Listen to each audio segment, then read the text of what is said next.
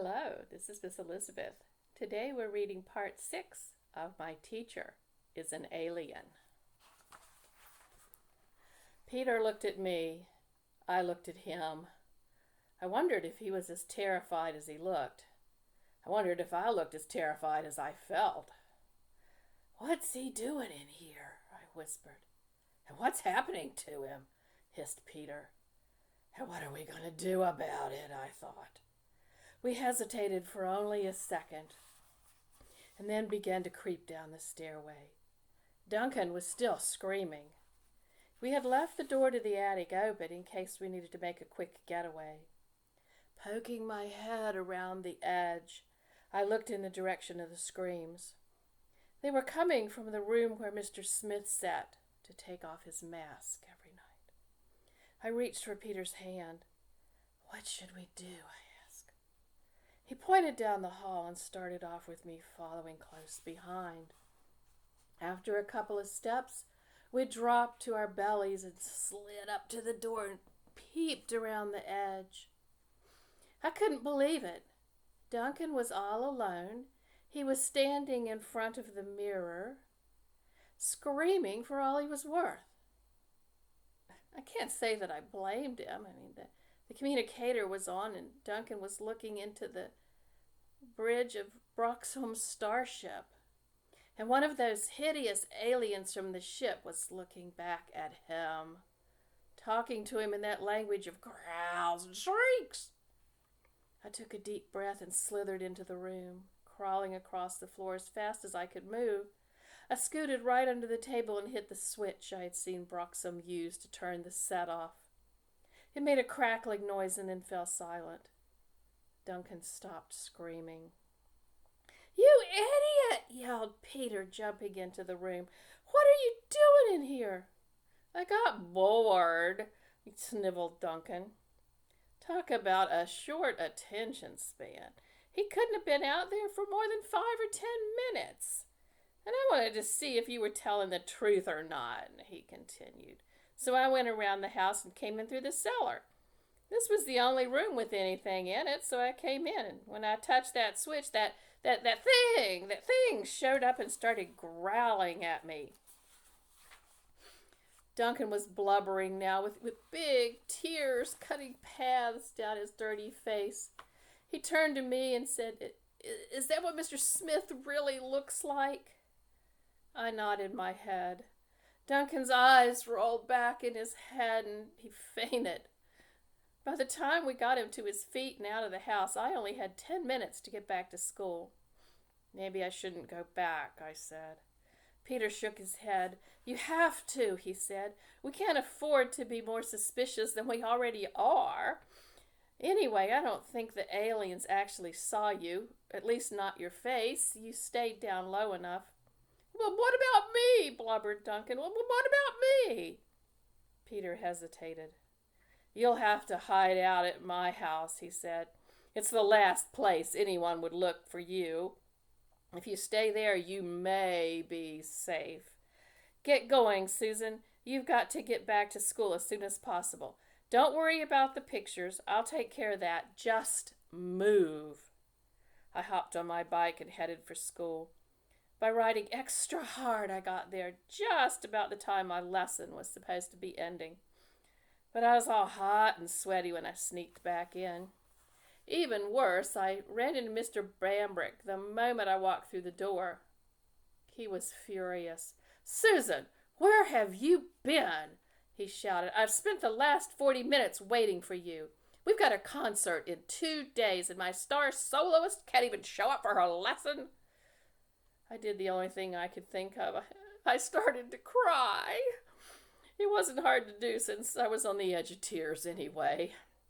"I'm sorry, Mr. Bambrick," I sobbed. I just so frightened I couldn't come to my lesson. Wow.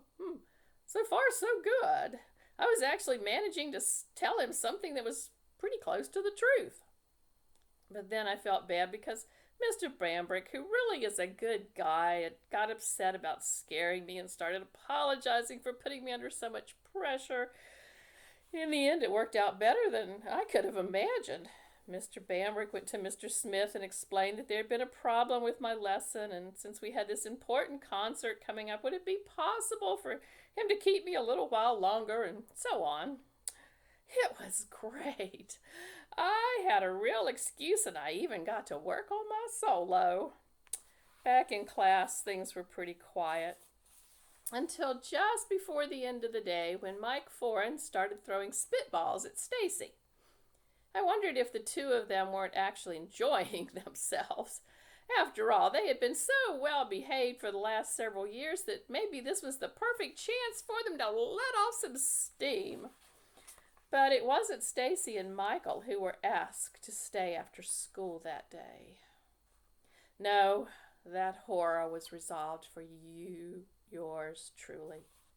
I was sitting at my desk, thinking that maybe we'd actually gotten away with our little photo session when Mr. Smith walked up to me and said, "Ms. Simmons, I want you to stay after school. I need to talk to you."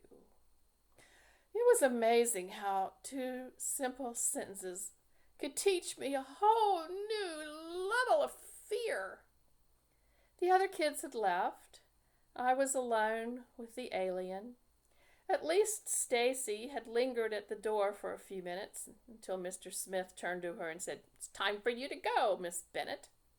I want to speak to Miss Simmons in private." Stacy looked at me with an expression that said, "I tried." Then she hurried away. Broxham Smith walked over and straddled the chair in front of my desk. He leaned towards me and said, "I know what you did today." "Oh," was all I could manage. I felt as if someone had dropped an ice cube into my heart. The worst thing was I couldn't even be sure what he meant. Did he know I'd skipped my piccolo lesson?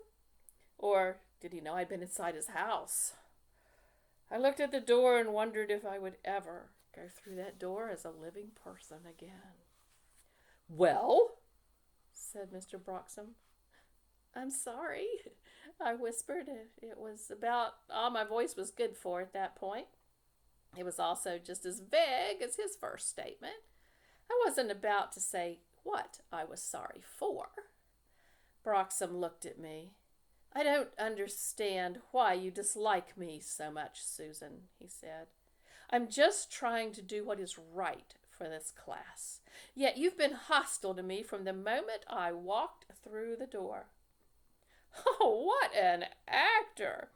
I wondered if he would ever be that good. I wondered if I would ever be that good. It was amazing how he was still pretending to be just a teacher who was having trouble with one of his students. Suddenly he rose and crossed the room and closed the door. "Now," he said, sitting down in front of me again, "let's be honest with each other, shall we, Miss Simmons?" Should I say something? Should I tell him I knew his secret?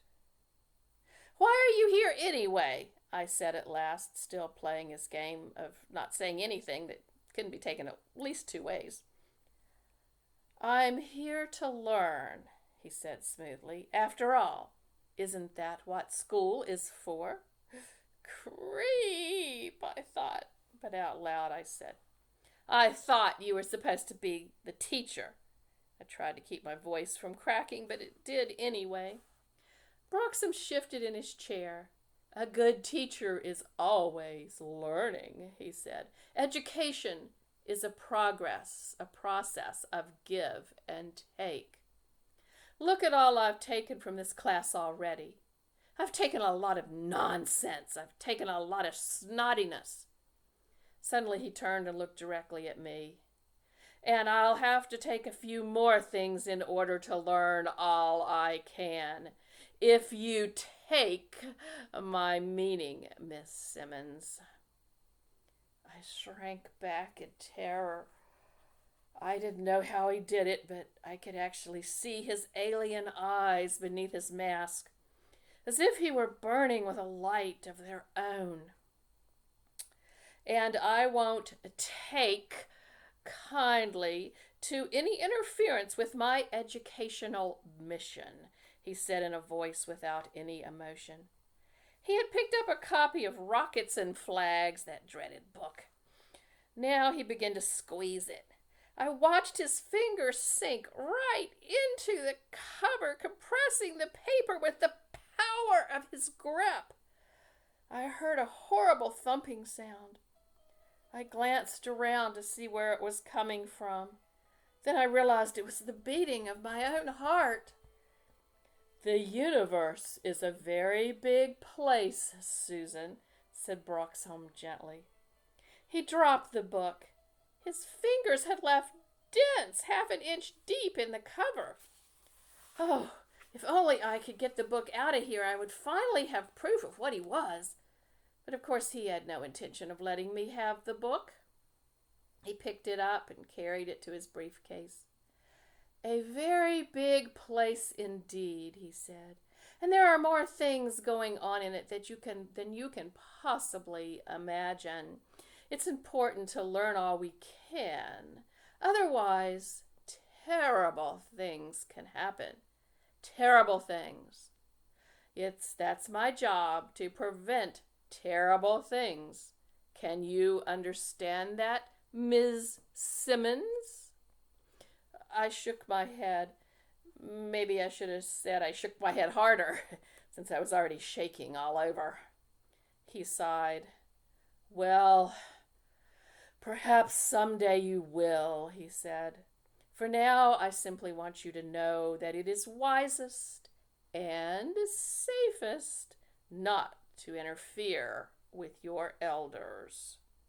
He closed his briefcase.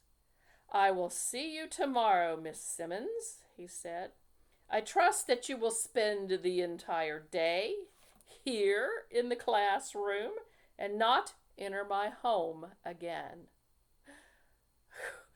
I almost fell off my chair. He knew. He had known all along. Before I could say anything, he went out the door, leaving me alone. It took me almost 20 minutes to get home. I cycled along the sidewalk slowly, watching every corner. I kept expecting to see aliens jump out of the bushes and grab me. When something did jump out of the bushes, I screamed so high and so loud, I surprised myself. And it was only Peter. Are you trying to give me a heart attack? I asked, straddling my bike and glaring at him. It would serve you right for bringing Duncan along today, he said. I wasn't up for a fight, and I said so.